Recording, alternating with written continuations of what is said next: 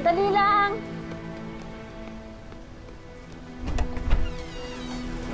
Elias! Anak! Uy!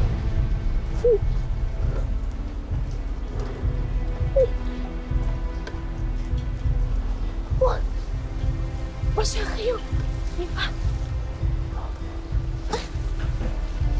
Anong nangyari sa'yo, Nifa? Wala po ito. Sige, maiwan ko na po muna kayo sandali. Nakausapin ko lang si Lolo. Elias, ano nangyari kay Nifa? Sabihin mo sa akin, ano nangyari sa kanya? Bakit parang may sugat si Nifa? Sabihin mo sa akin, ano pa nangyari, ha? Nag-aalala kami lahat para sa inyo. Ano nangyari?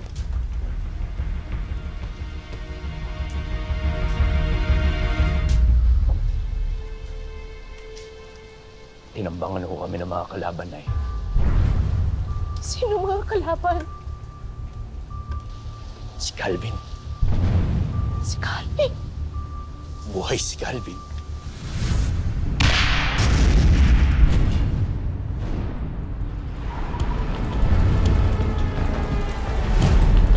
Elias Guerrero! Hindi pa tayo tapos! Calvin! Ano akala mo? Patay na ako? Ha? Bilisan mo na! Tapusin mo na! Ayaw mo!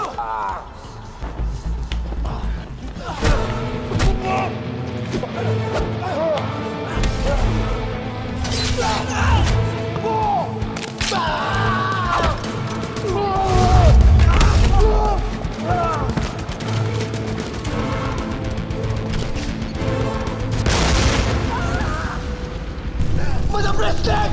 Tapusin na natin tong presidenteng to! What?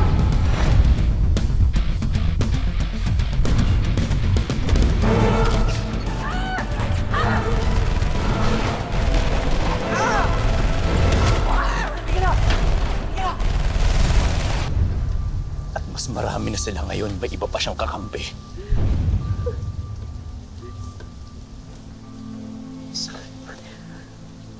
Nay.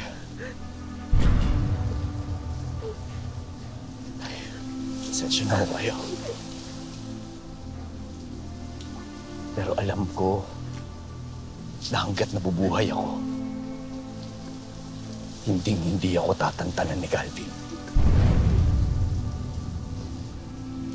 At hindi ako matatahimik hanggat hindi ko siya napapatay. Papatayin ko siya na dahil hindi pa tapos ang laban ko.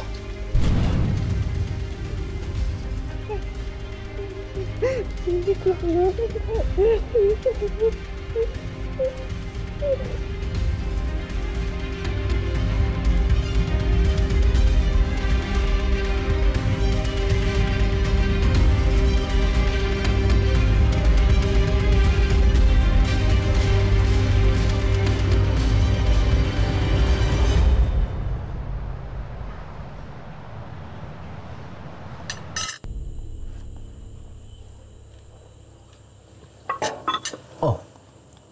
Ano nangyari sa'yo? Hindi ka kumakain.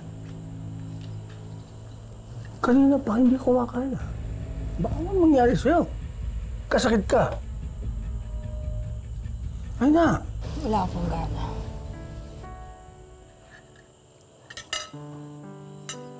Kung alam ko lang na buntis ako, hindi na sana ako lumabas ng bahay. Aalagaan ko ang sarili ko. Pati ang baby natin.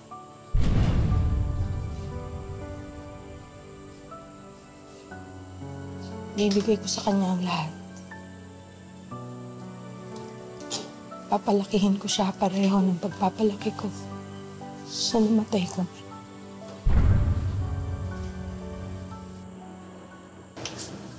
Pero wala na ang anak natin. Pinatay siya ni Elias. Siya ang dahilan kung bakit nalaglag ang anak ko. Elias? Elias, sawang-sawa na ako. Ako na ang presidente ng Pilipinas. Ako ang lahat ang may kapangyarihan. Kahit saan magpalot ng Pilipinas, pumunta at magsuot si Elias, tuhulin ko pa rin siya. Ako na ang papatay sa kanya. Tanda mo yan.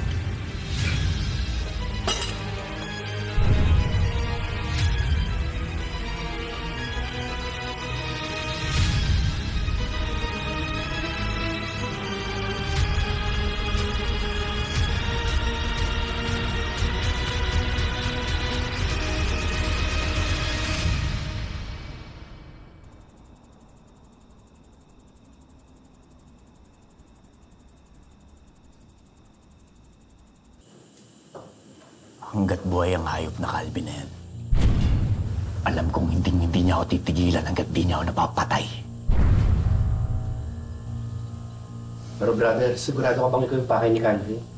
At nadamay lang si Madam President at VP Rosales? May kutob ako si na Madam President talaga pakay nila.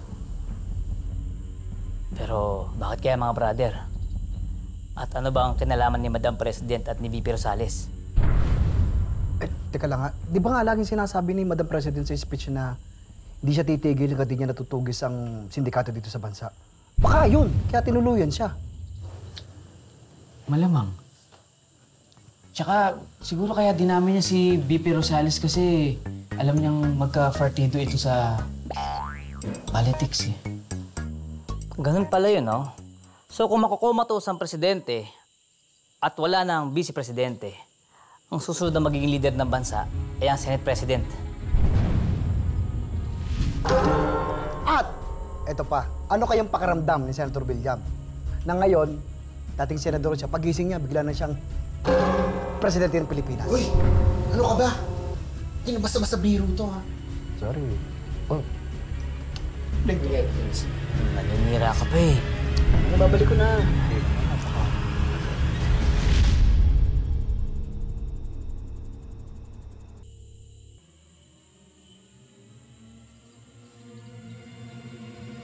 Hindi ko alam kung ilang buhay meron niyang Elias na yan. Dinaig pa ang pusa, hindi mamatay-matay! Hindi ako kinakabahan sa Elias na yan. Baka nakakalimutan mo. Sa paningin ni Edgardo, kalaban pa rin niya ang anak niya.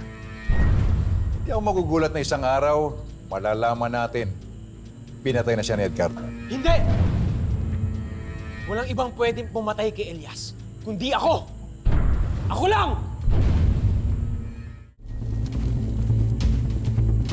Calvin, may problema tayo. Ano yun? Si Matias nawawala. Hindi makontak. Paano nawawala? Hindi makontak eh. Mga tanga! Alam niyo naman walang signal kung saan natin hinanap si Elias. Nandun lang yun! Balikan niyo! Sige na!